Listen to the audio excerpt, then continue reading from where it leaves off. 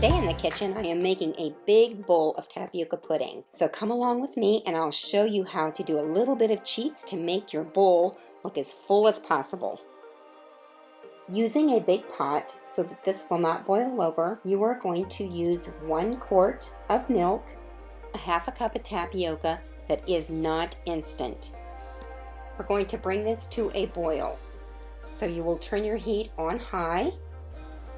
While this is coming to a boil, you do want to stir this quite often so that the tapiocas do not stick to the bottom of your pan. And it might take about 10 minutes till it's actually up to a boiling point. This is one of my favorite recipes. I remember as a little girl, of course I grew up Mennonite, we would go away for Sunday lunch, and this would be something that would be served along with many other different kinds of desserts. This would be one of my first choices. It's taken about 15 minutes to get it to come to a boil. There again, depending on your stove, is going to depending on how quick that happens. This is boiling up. I'm going to start turning this down and we're going to bring this to a simmer. I brought it down to more like a medium. There we can see it boiling, and I'm going to let it simmer like that.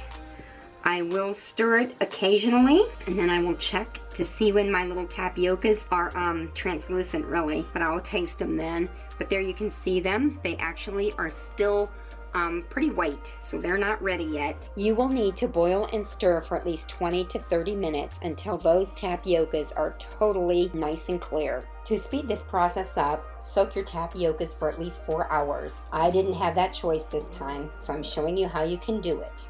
And the next step is going to be adding the part that thickens it more, and it's actually 2 eggs, 1 tablespoon of cornstarch, and 1.5 cup of sugar. And now I'm going to pour this into here while it is doing its simmering thing. Quickly, I am going to whisk this into here.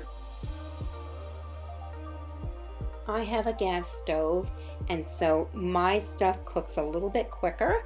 If you have an electric stove, it may cook at a different pace than what mine does. So you just have to watch it. Next step is to turn it up just a little bit more again and get it back to simmering, and we want to stir it and cook it until it's thicker. It is thickening up. You just may need to turn it back down a little bit, and you just keep stirring, keeping the stick off of the bottom. Okay, it's nice and thick. I'm going to add like 2 tablespoons of butter. The recipe calls for a teaspoon of vanilla, but I get just a little bit more than that. I love vanilla. This is a great time to use real vanilla. And of course you wouldn't put in quite as much. Right now what I have in the house is the imitation. You stir that all together and you turn it off. Okay, it is time to cool. Pour it into here.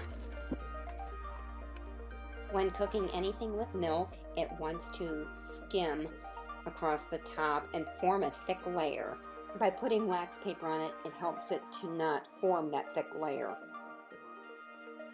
And I'll tell you what, I do remember one thing when Mom made pudding, and it was always delicious to be able to lick off the back side of this when it was all done and said, because there would be some that would be sticking to it.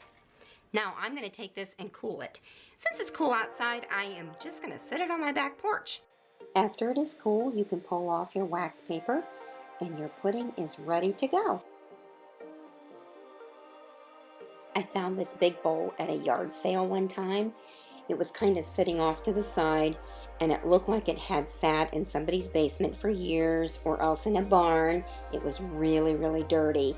It was $1, and I thought, wow, that is for me. I'll clean it up and it will be my great piece that I'll be able to use in the future. Okay, so for my tapioca, I had shown you one recipe. I actually tripled my recipe, and I am going to put it in my nice great big bowl. I got this bowl at a yard sale, and this is just a little tip from me to you. When you're at yard sales and you see something that's really dirty, costs $1 or 50 cents, pick it up, take it home, and clean it and see what you get from it. Yeah, that's what happened with this big guy. I love using this whenever I need to take a big dessert to church. So anyway, I am going to be assembling my tapioca pudding now. Okay, so this is my recipe tripled, and it is not enough to fill my nice big bowl. I'm going to be layering in whipped cream and Snicker bars and bananas. But I also am going to be layering in another kind of pudding. It's actually just a simple vanilla pudding that I whipped up like this. And I'm not gonna put a whole lot of that in because I really want this flavor to come out, but I want my bowl to be full. So anyway, that's what you kind of have to improvise. If you don't have enough of something, put something else into it that's going to make sense and taste good. Okay, because I really want the tapioca pudding to be the star of my pudding, bowl of pudding, I'm gonna actually put this here on the bottom, starting with this here as my layer. That way, if it's not reached to the bottom, that's okay. They'll at least get the top, right? And that's what we're after. I'm just kind of showing you how you can sort of cheat on something if you need to if you need more. Okay, so for your recipe, you would probably be using a smaller tub of whipped cream. This here, I have 1 or 2 big tubs of whipped cream, and I'm gonna layer it in between.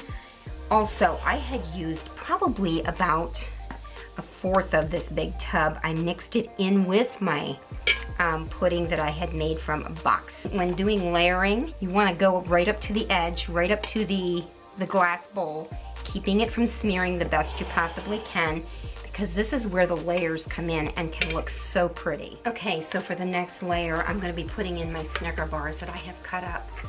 There again, in your recipe, use whatever kind you want. If you wanna just use nuts and chocolate chips, you can do that.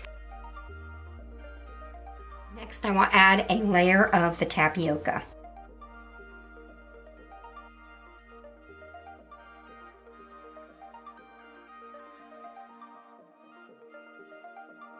The next thing that I'm going to add is bananas. I'm going to do a layer of bananas and then do some more of the chocolate candy bar. And from there, just kept layering it with the 2 different puddings, the whipped cream, and the candy bars.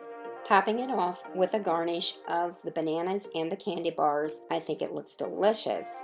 The time that it takes to make this is so worth it. I hope I've inspired you to fill your big bowl full of pudding. Give me a thumbs up, subscribe, and I'll see you in the next video.